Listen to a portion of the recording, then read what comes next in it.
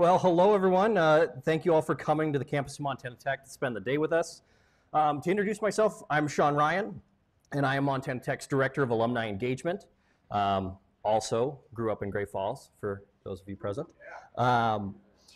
Today we've got a unique opportunity for all of you to hear from one of our most successful Montana Tech ore diggers, Mr. Ryan Lantz.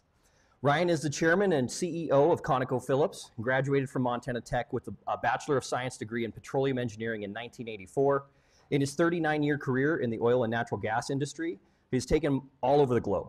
He's been responsible for international exploration and production in areas such as Asia, Africa, the Middle East, and North America before becoming the chairman and CEO of ConocoPhillips in 2012. Before all that, though, Ryan was a Great Falls High School Bison. A little louder, here we go. And more importantly, he then became a Montana Tech ore digger. Ryan and his wife Lisa believe so much in Montana Tech and the great education that students receive when they come to Tech, so much so that they've established the Lantz Scholars Program that will provide 50 scholarships a year to Montana resident students and transfers, and the opportunity to receive a 4-year, $4,000 per year scholarship starting in the fall of 2024.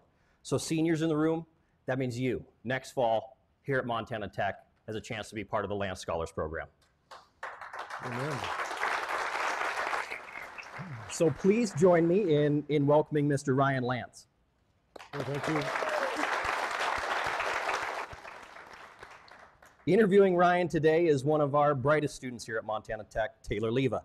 Taylor's a junior from Butte, studying exercise and health science. She graduated from Butte High School and quickly became one of our student leaders on campus. She wears many hats as a member of the ASMT, our student government, and she is currently the director of campus entertainment. She also, because she's not busy enough, works in the ACE Center as an academic coach for additional students.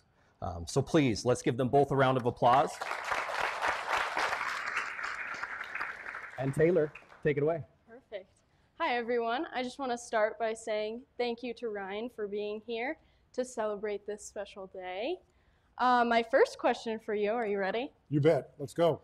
Why did you choose to go to Montana Tech? Oh, yeah, interesting. So my story, a little bit, you said I graduated Great Falls High. My dad was stationed at Malmstrom Air Force Base, and he came back in his last tour of duty before he retired. We were able to get ourselves back to Great Falls. My dad's born and raised in Rygate, Montana, which is down by Billings, and my mother was born and raised in Wolf Point, Montana, which is up in the northeast corner by that little town called Glasgow, but further east. And it was interesting. So I went to Great Falls High, had a great education in high school there, and I was headed to Bozeman. My mother is a Bozeman graduate. My dad's a Bozeman graduate. My sister is a Bozeman graduate. So naturally, I was going to Bozeman. I was pretty good at math and science, so I knew I was going to be an engineer. I didn't know what kind of engineer I wanted to be, but I knew I wanted to that was where my passion resided, so was going to do engineering, going to Bozeman. And my dad kind of came through the campus here, and he got a chance to meet some of the folks here running the program, and he came back and said, "Hey, Ryan, you need to go look at this place." And so he actually arranged a van, and he brought 10 of us from Great Falls High over to Butte for a day, just like what you're doing today, in the Butte students that are here as well, and got a chance to tour the campus. And I came and I pretty much loved it. Saw the small classes, the individual help you got from the staff, the faculty, and decided, well, I might as well try petroleum engineering. Seems like you get a pretty good job coming out of petroleum engineering at the time. But more importantly, what this school did was it gave you a lot of opportunities for summer internships. So then you could figure out what the hell you liked and what you didn't like, right?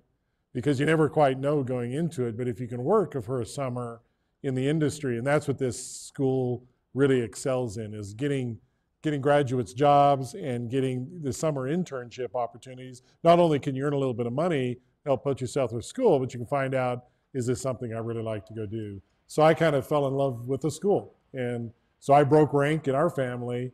I did not go to Bozeman, and I came here to Butte. And came here, graduated from Great Falls in 1980, So I started that fall semester here, got a little bit of help with some scholarship money, but more importantly, each summer I was able to go work on the rigs and go work in the field and work with people that are in this industry, got to love them, and I made enough money to put myself through school, which was helpful to our family at least, that to afford a school of higher learning like Tech. So that's my story. Very cool. My next question for you is, what made you choose petroleum engineering as opposed to the other engineering majors? Yeah, it was, follow your passion, find out, and it's really hard. You make a couple of big decisions in your life, and you're coming up on one. When you graduate, what do you do next, right? What are you going to go do? Where are you going to go? What do you want to study? And you know what fires you up, what fires up your tummy and your gut, makes your mind stimulated, and you'll figure it out. You may not know it initially going into college. Just get into one of these institutions. They're very good. Tech is one of the best. And what happened for me in petroleum engineering was I was able to go work, like I said, in the summers and work around people that were in the industry. And I ask yourself the question, would you invite them over to your house for a beer and a burger? And do you like the people that you're surrounded yourself with? Do you like the work you're doing naturally, but do you like the people that you're working with? And that's really what the opportunity presented for me, and I loved it. I was driving a water truck in Thermopolis, Wyoming, supporting the rigs when I was after my freshman year of college. And then I got an opportunity to go to Bakersfield, California, work for another company in the summer. Then I got to go to work for a third company in Hobbs, New Mexico, of all places. And so that's the opportunity that Tech in particular gives you to go figure out what you like and what you don't like. And it's and you want to figure out that passion. You want to figure out what you're good at, and that's why I chose petroleum engineering, because I looked at the people I surrounded myself with, and I liked them, and I liked the work, and I liked the opportunity that presented itself, and I loved the pay. My next question for you is, what's your fondest memory of your time here at Montana Tech? Oh boy, my fondest memory. It probably had something to do with the VU, but I was never there. I was always at the library studying. Probably the kids, the people that I went through school with, they're still friends that I have today. So and you're going to find that regardless of what university or school you end up going to, is you have your network of friends today that you've grown up through high school, and some of those will fade to the sunset when you go to college, but the people the friendships that you develop here at the university, they'll stay with you your entire life, and that's a real opportunity you have in front of you. My next question for you is, what exactly do you do as the CEO of ConocoPhillips? Well, contrary, I don't make very many decisions. I make about 1 or 2 decisions a year, according to the company, but mostly it's really leading the company and trying to figure out what's next and always thinking ahead. So I spend only about 20% of my time in the day and thinking about what's happening. I spend 80% of my time trying to think about what's coming and what the future has for the company. I have a pretty simple leadership model. It's called SAM, S-A-M. S stands for set direction, A stands for alignment, and M stands for motivation. Everybody in the company wants to know, where are we going? Where are we trying to get to? What are we going to look like in 5 or 10 years? So you have to have a pretty compelling direction that you want to go. And you got to be able to put it on a bumper sticker, right? It can't be a page long. And it's got to be very relatable to the organization. So I spent a lot of time thinking about the direction that the company is going, where we're trying to go, how we're going to grow and develop the company over time. And then I spent a lot of time on alignment. I travel about 200 days a year.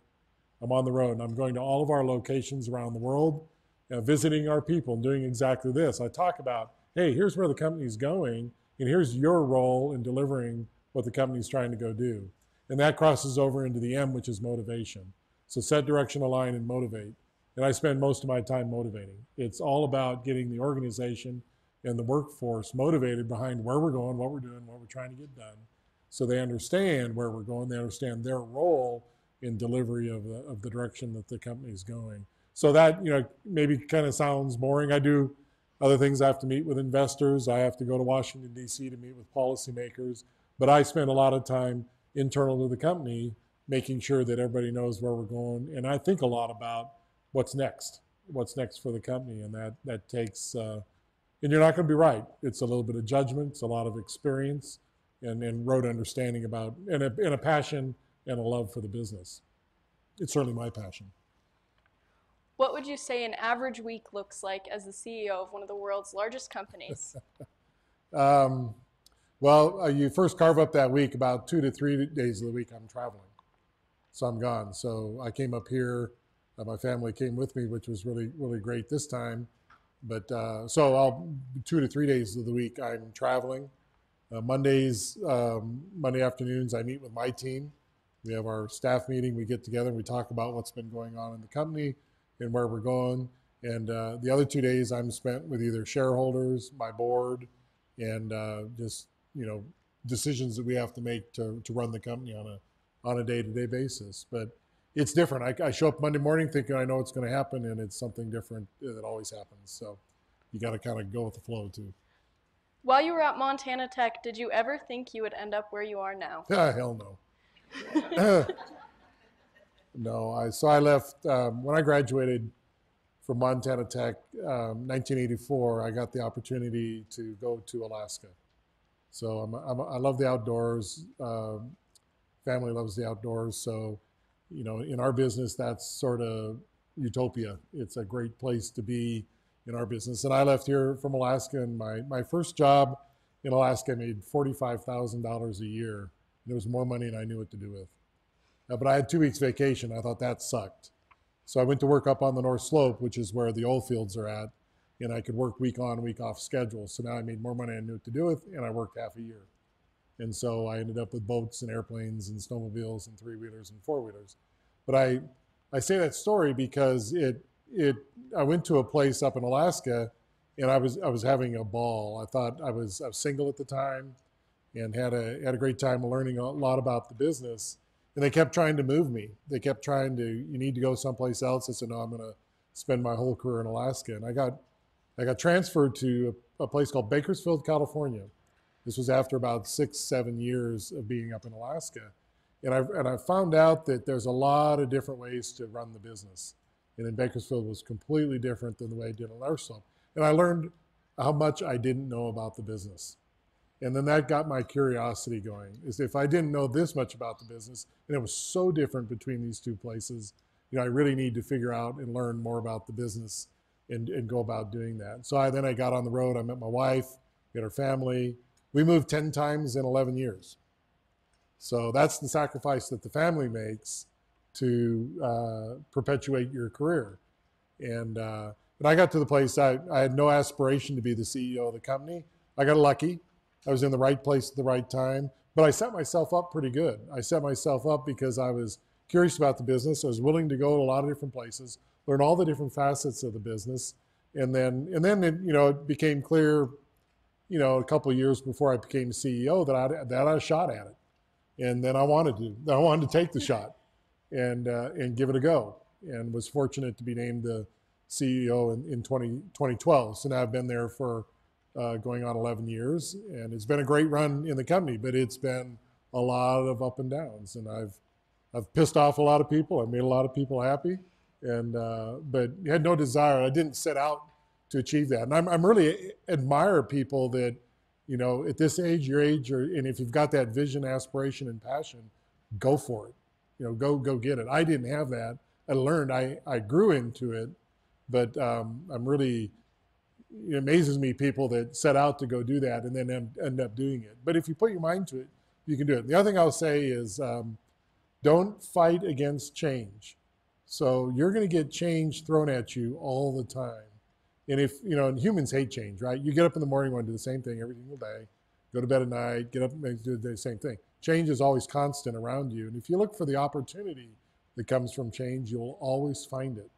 And if you look for the crap, the shit that comes out of change, you're always going to find that as well. And that's what really differentiates, I think, people that are able to think about it differently and really follow different trajectories. It's really how you manage the change, the curveballs, all the crap that's going to come your way over the next 20 to 30 years, and how you deal with that. My next question for you is, what skills would you say are the most critical for success? Well, change. adapting to change, I think, is pretty. And I think you have to get the rote knowledge between the ears. So work hard, be curious, listen really good. Listen before you speak, and I think just be naturally curious and investigative. I think any form you're in, and then have the technical skills to succeed at whatever passion you have in life. And the world is moving at a much faster rate today. The mobile phones, the computers that you have on your mobile phone now, the digital analytics, the artificial learning or machine learning, artificial intelligence, all that. You guys have it a lot harder than I did. And I recognize that. And then you've got this social media overprint on top of it that sometimes gives you good information and sometimes gives you terrible information, and you got to sort that out. And I didn't have to deal with that. So I think this generation that's coming up, in some respects, you're going to have it a lot easier, but in some respects, it's going to be a lot more tough for you to make those reasoned judgments, be curious enough to get to the facts, get the information to make decisions that you're going to make. And just, the social media is going to try to make those decisions easy for you, and you gotta be above that. It's going to be a challenge, but it's going to be a fun ride too. What is the best advice you might have for our audience as they look to begin their college careers? It's follow your passion. Don't worry about making a mistake. You may not get into the right institution. This is the right institution, by the way. But you may not make the right decision initially, but that's correctable. But more, figure out that passion, what really drives you, and follow that passion. It's really, really important. You'll do much better if you just can figure that out. And sometimes it takes a while to do that. That's okay. Some people will work a few years before they find what really drives their passion, and that's fine. But I think that's the most important thing. Work hard, listen really good, and watch what other people do, and build your networks, build your internal and external networks, so you can get some close friends in the business, people that you trust, and people that you can talk to. What about your experience at Montana Tech made you want to start the Lance Scholars Program? Yeah. Well, we've been really fortunate, me and my family, and where we've gotten to, and Lisa, my wife, and I, we sat back, a couple of years ago, and asked ourselves, how do we change the trajectory for organizations and people and family, that are close to us, that we love, and that we want to really make a difference at. And tech was one of those. And there's some people here today that were here in tech that were a huge part of helping us think through that. But it was, what are the biggest needs of this school and in Montana as a whole. And Montana is going to suffer from some demographics. There's less seniors, there's less graduates going to be available in Montana. So how does Montana Tech get exposure to some of the best and the brightest minds that are graduating from our high schools in Montana? And how do we get them here to Tech to take, ordinary and make it extraordinary? And that's what I would describe what Tech really does, and they really, really do well. So we sat back, how do we make that easy for people? So we set up a scholarship program that any graduate from a Montana high school who wants to come to Tech can get a $4,000 a year scholarship. And if you stay here for the full year, 4 years or 5, $16,000 to $20,000 to try to help pay arguably 60, 70, 80% of the cost that it takes to go here to school. And it's a great return on investment. So if we can get more kids to consider coming to Montana Tech, we want to make that easy. And we want to provide that scholarship to, and I don't care where you go. I don't care if your passion is the information technology system. I don't care if it's the physiology and exercise, if it's the environmental program, if it's petroleum engineering, if it's mining, whatever your passion is, if you want to come to Tech, that scholarship is available to you. And it's available for all the years that you want to stay here at Tech and come out. And I'll guarantee you, when you come out the other end at this school, you will be well prepared for whatever you face going forward. Because of the small classroom sizes, the interpersonal relationship you develop with your faculty, the friends that you have around you, and the diversity of the school, I think, is second to none, clearly, in the state of Montana. And I travel a lot.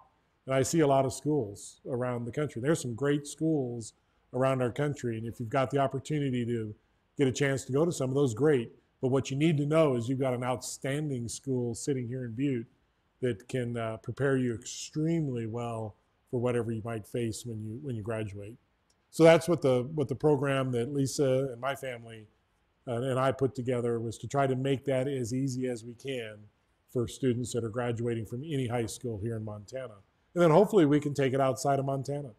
You know, we get this right and we do this right here, you know, then we'll go to neighboring states and other high schools around the country to try to entice them to come to Montana Tech as well. What is your vision for the scholarship program and the impact it will have on our campus in the future? Well, you know, I mean, initially we hope to put 200 incremental kids here at Tech. We hope to go out to all the high schools, and if you're waffling and don't know where you want to go, and you know, the scholarship makes a difference, great. That's what we're trying to go do. And we're trying to, and then let the school sell itself. Once you meet the faculty, once you meet the other kids that are here and the people that are here, and obviously the outdoors activities and what Butte has to offer in the surrounding area, we think is pretty unique, you know, as a school. But it's not, I recognize it's not for everybody. I get that. But I think if you're on the edge, you want to give it a try, we want to try to make it easy. And we hope to have initially, you know, 50, 100, 200 incremental kids coming here to Montana Tech. Very cool. I have one last question for you. Okay. What can you credit for getting you where you are today? Oh, luck, hard work, and a good foundation. I mean, it was the foundation that I got set here, and then a family that's hugely supportive. I mean, I couldn't do what I do without, you know, my family support, my wife and my kids and everybody's here, because they had to sacrifice a lot for me to get where I got to today. So it takes, you know, it takes a village. It takes all that working together to do that. But it starts with a great foundation, one that I think you can get here, and then work hard and be lucky. It takes a little bit of that as well. Thank you so much, Ryan. You're welcome. Do we get a chance for questions from the audience? Yeah. I'd love to, based on what you've heard, I'd love to get some comments and questions. I could probably arrange for a prize for the first question. There you go. Well, we got two leaders in the clubhouse, so we'll go here and then go here. So, how many of these are you giving out? So say that again, sorry? How many of these are you giving out again? How many scholarships? As many as it takes. That's good news. I don't, you know, there's initially no limit. So as many as it takes for kids to come here to Tech. I'm Darshan from Butte High School. What's your favorite book? Oh, well, I read quite a bit. My favorite book. That's a really good question. I don't know if I have a favorite. Probably really boring to you. I just finished The American Reboot by a guy by the name of Bill Hurd. He's actually a candidate running for president right now. So he's a representative from South Texas. So his book was pretty interesting, but that's kind of boring shit. That's like political crap. Fun book. I read a lot of Clive Cussler. Do you know Clive Cussler? So he writes fiction, Dirk Pitt, Numa. So I just finished, those are kind of, when I'm traveling and I just need to wind down, I'll pick up, I like Dirk Pitt as an author. I like James Patterson as an author, so I read a lot of his books as well. Those are my kind of wind down books, and then I have to read some, you know, technical stuff. But you know, that's I like when I wind down. Those are the kind of books I like to read. Those are the authors I tend to go to. Yeah. Who else has got a question?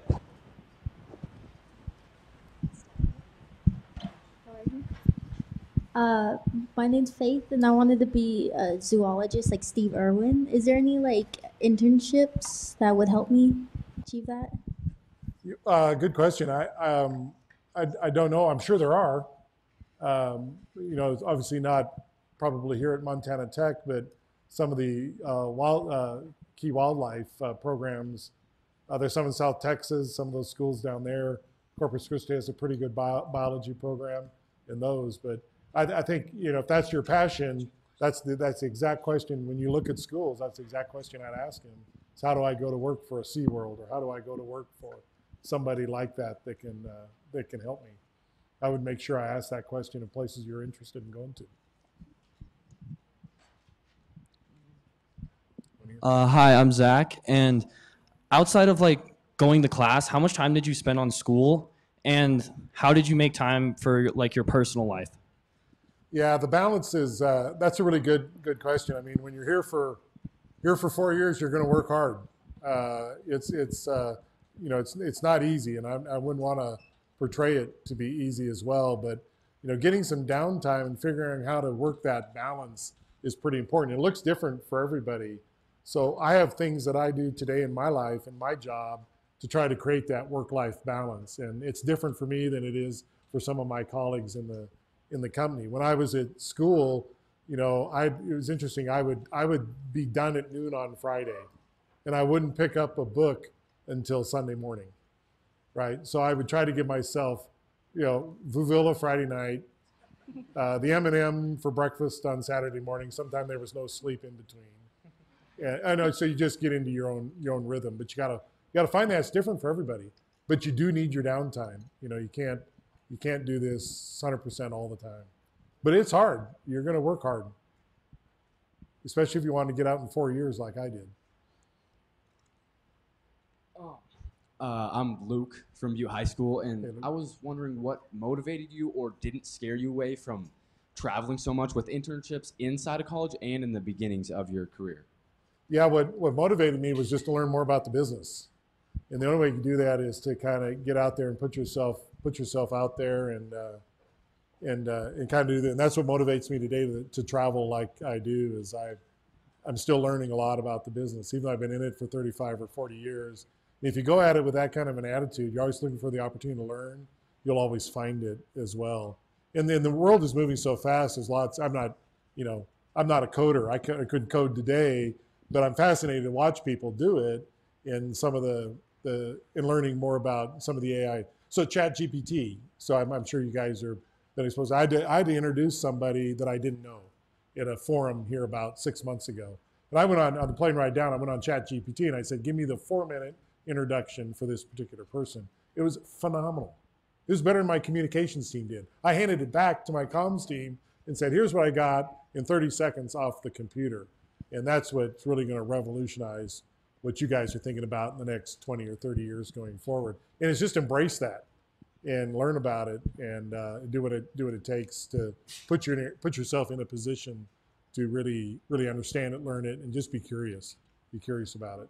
And that's why I travel, is because I'm pretty curious about what's going on in the business, what's going on around the world, the geopolitics of it, and the politics around it, and also the technology that we're deploying. Hi, Nathan Highland from Butte High School. Hey, Nathan. I was wondering if Montana Tech's extracurriculars, clubs, and activities helped with your career placement. If I'm honest with you, probably not. It wasn't the driver. And I'd say, 35 years ago when I first came here, they had a few things. We started a golf club. Sean's familiar with a guy by the name of Gustav Stoltz, who was the placement director. So we got some things going, but I would tell you today, I'm fascinated by all the opportunity that's here today. I think the experience now that you can have at Montana Tech is probably leaps and bounds better than when I came here, just from an extracurricular side. I mean, I watch the Oregon football. I'm online, watching them play for national championships, for goodness sake. The basketball team is phenomenal now, and so I think all those opportunities have really set the place up. The new stadium here with the turf and the digger field and what's happening here. So I think Tech has done what they need to do on the extracurricular side to be competitive. It's probably not as competitive as some of the bigger schools around the nation or even here in Montana, but I think they've come a long ways to make the experience here outside of the classroom even better than when I was here. And my driver, frankly, when I got here was to get it done in 4 years. I just didn't want any professor to be responsible for my career. I wanted to get in, get out, and get going. And that was, just honestly, that was my biggest driver. I played football to start with, but then I decided I needed to work on the shoulders up instead of the shoulders down. I'm Gabriel with Great Falls High. I was wondering what your best piece of advice would be for engineers on what form of engineering they should go into, or like how you found yours. Yeah, again, it probably goes back, whatever you have a passion for, and don't be afraid to change, because you probably won't know until you get in there, and then take the opportunity. If you come to a place like Tech, take the opportunity to get a summer job in the business, because then you're going to find out, do I like, electrical? Do I like mechanical? Do I like building bridges and roads? Do I like working on transmission systems, or do I like petroleum engineering? And for me, my advice is don't, unless you have a real passion for one, be flexible and go try them and see what works out, and follow that passion once you get there. I think we've got time for one more. Okay. Hi, I'm Sonia from Butte High, and I was just curious, like, if at any point in your career you were unsure if it was right for you, and like if you have how you got through that, I guess. Yeah, no, certainly. I mean, my first semester at Butte, when I got here, I was like, oh my God, am I going to make it? And it was tough. I'd taken calculus, I think my first semester my last semester at Great Falls High, I'd taken the calculus course that was offered. And then I came to my first semester, and they went through in about 5 days what I had taken all semester to try to learn at Great Falls High. And it was like, holy cow, this goes fast, and it's tough. And you get a little bit of self-doubt kind of early on, but there's a support network to help. I mean, my best friend was a Great Falls High graduate. I think that year, of the top 10 in the graduating class, 7 of us came to Butte that year. One of them is still a professor here at Montana Tech, Courtney Young, and he's a metallurgical professor here at the school. So he stayed and was in the top 10 of that graduating class. So we all banded together a little bit, and we got through it. But oh yeah, you're going to have some periods where it's tough and it's doubt, and the first C and the first D that you get are pretty, for somebody who didn't have that many in high school, is like, holy crap, I gotta get my shit together. And so yeah, you have a lot of, you'll be moments in doubt, but stick to your guns, plow through it, and use the resources that are available here, which are phenomenal. Well, let's everyone, big hand for Taylor, thank you guys, for Ryan.